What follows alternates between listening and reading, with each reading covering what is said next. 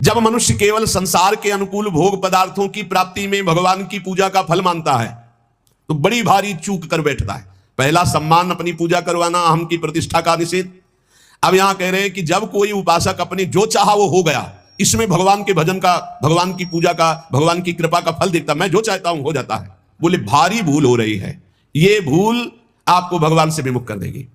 भगवान की कृपा सभी पर, सभी अवस्थाओं पर बरसती है, पर जो अपनी अनुकूलता का भोग करते हैं, जिनकी बुद्धि अनुकूलता में भगवान की कृपा को तौलती है, वो माया के मोह बंधन में, भोगों में फंस जाते हैं। भोगों में फंस करके फिर उनका भजन लुप्त होने लगता है, फिर भजन मार्ग गुप्त हो जाता है। भजन मार्ग कहां प्रकाशित होता है? यहां हृदय में। हृदय में भजन मार्ग प्रकाशित होता है, बाहर दौड़ना भजन मार्ग नहीं। हृदय में अंतर्मुख होकर के निरंतर अपने परमात्म चिंतन में लगे रहना। सबसे बड़ी गलती है भोगों की, मान की अनुकूलता प्राप्त होने पर भगवान की कृपा मनाना। कभी मत मनाना, नहीं तो जहां प्रतिकूलता आई तो कोसने लगोगे प्रभु को।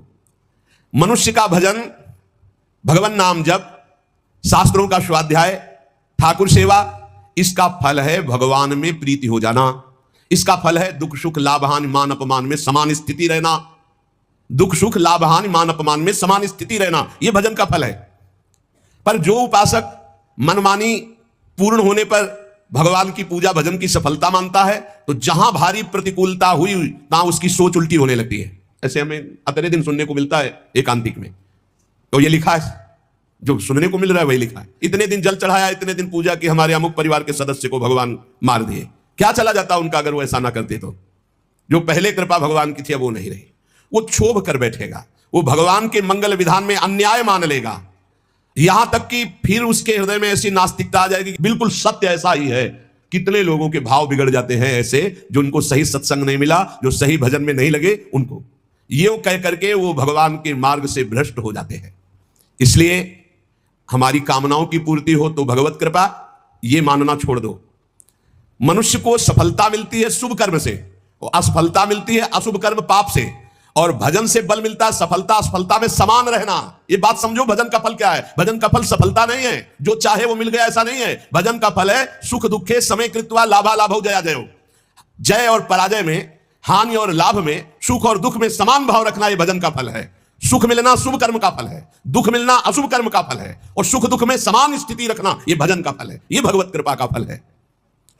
अपनी कर्म वृत्ति को अहंकार की प्रधानता देकर, मैंने ये कार्य किया, मैंने भोग लगाया, मैंने आरती की, मैंने भजन किया, मैं तीर्थ यात्रा में गया, मेरी कामना पूर्ण हो गई।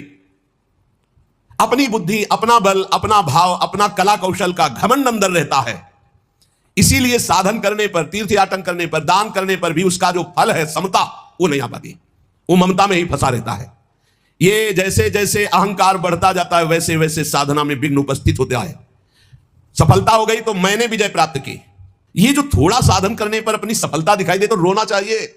हमने जो सोचा वही हो गया, बहुत खर्चा हो रहा है भजन तुम्हारा जो भगवत प्राप्ति के लिए। सफलता मैंने प्राप्त की, अपनी बुद्धि का बल, अपनी बुद्धि का कला कौशल घमंड, ये परमार्थ से भ्रष्ट कर देता है। तो भगवान को प्राप्त करने के लिए उपासक को चाहिए कि भगवान कामना आवे तो एक तो कामना ना करे, अगर आवे भी तो भगवान से ही भय, वो कामना समर्पित करते हुए ये प्रार्थना करे कि प्रभु मंगल भवन, ये कामना आई है, यदि आपके भजन में सहायक हो तो पूर्ण कर देना, और भजन में यदि बाधा करने वाली हो तो कभी पूर्ण ना करना।